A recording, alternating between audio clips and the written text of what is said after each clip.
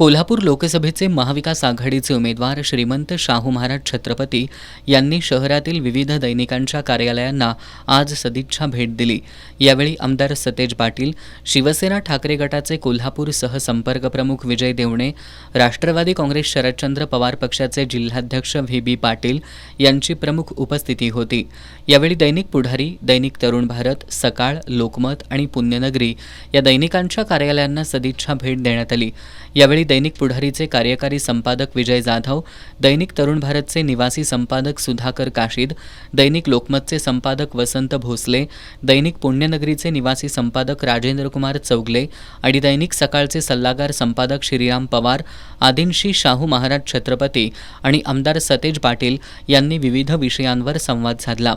यावेळी बोलताना श्रीमंत शाहू महाराज छत्रपती यांनी जनतेच्या इच्छेमुळे मी उमेदवारी स्वीकारल्याचं सांगितलं।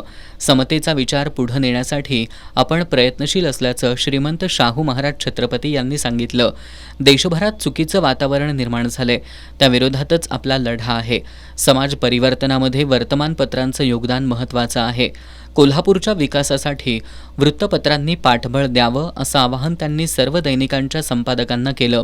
आमदार सतेज पाटील यांनी श्रीमंत शाहू महाराज छत्रपती यांच्या रूपानं कोल्हापूरची अस्मिता जपण्याचं काम दैनिकांनी करावं असं आवाहन केलं।